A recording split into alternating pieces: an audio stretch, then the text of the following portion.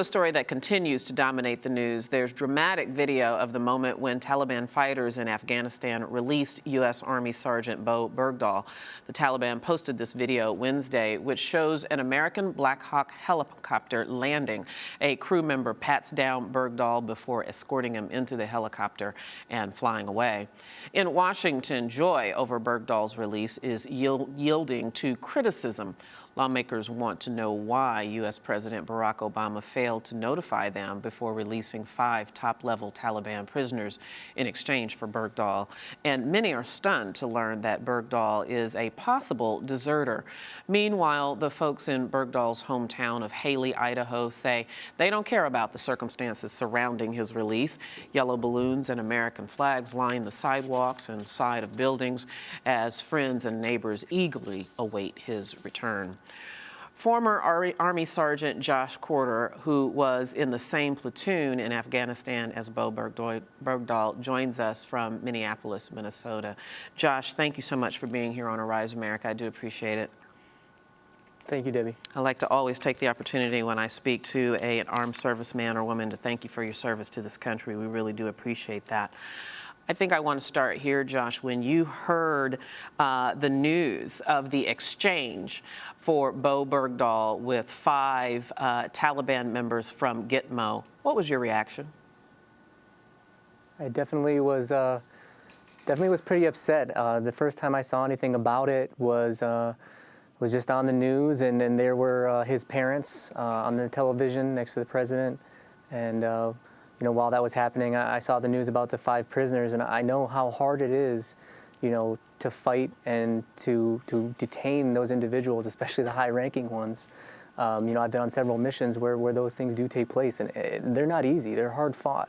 And so to give them up like that, especially for somebody who, you know, deserted, and then on top of it all have his parents on, you know, national television while, you know, the families of soldiers who died are not being recognized, it's just not right. And some have made the assertion that 6 service members lost their lives while looking for and trying to rescue Bowe Bergdahl. Were you a part of the effort to find him? Yes, I was. Myself and my platoon, we spent the greater part of 32 to 36 days just nonstop trying to find him. What words would you use to describe your emotions? First of all, let's start with about the circumstances under which Bowe left his post. Well, at first it was surprise, not necessarily surprise at the fact that it was him, because a lot of us, as soon as we heard the news, we knew the person who had disappeared was Bergdahl. But I mean, it was surprise because it's such an extreme act to take, to just disappear. And we found all of his gear there, and it's just like, you know, what was he thinking? And that's been one of the biggest things on my mind this entire time. And that's why I'm, you know, in a way, kind of relieved that he's back. Not only because we don't leave people behind, which is very important. So I'm glad he's back. I wish they didn't trade, you know, so many people for him. But I'm glad he's back, and I just, you know, I really think that such circumstances were different, but it was just always a surprise, you know. So, Josh, tell me about your interactions with him, your observations of him. You say that when you found out that someone had gone missing, you immediately thought of him. Why is that? Because he was the kind of person that it was very distant from all of us. He'd started to gravitate towards the Afghan soldiers a bit, in a kind of way that just, it didn't seem healthy. You know, he should have been hanging out with his comrades. He should have been, you know, talking to us and being around us. But instead, he decided to be drinking tea and to be hanging out with the Afghan locals. And sometimes he was late for his guard shifts. And so, you know, when somebody came up missing, it just naturally must have been him. Everyone else was very close, very cohesive, and he just didn't really fall into the group. National Security Advisor Susan Rice, in making the media rounds, described Bergdahl as having served his country with honor. What kind of soldier would you say he was? I mean, for the time that I saw him in training and everything like that, he was a soldier that did what he was told to do when he was told to do it. It was not until, like I said, gravitating towards the end when he was near the Afghan soldiers that he started to be late for his guard shifts. And, being late for a guard shift, used to be an offense you could get whipped on a post for. It is very serious in the Army. But, it's not so serious these days. But, it's one of those things that it's not taken lightly. And so he definitely started to lose his ability to soldier well right before he decided to leave. You have described him as socially awkward, and you have a really bizarre story about something that he said to, I believe it was your squad leader, about what he wanted to do after killing his first Taliban. Will you tell that story briefly?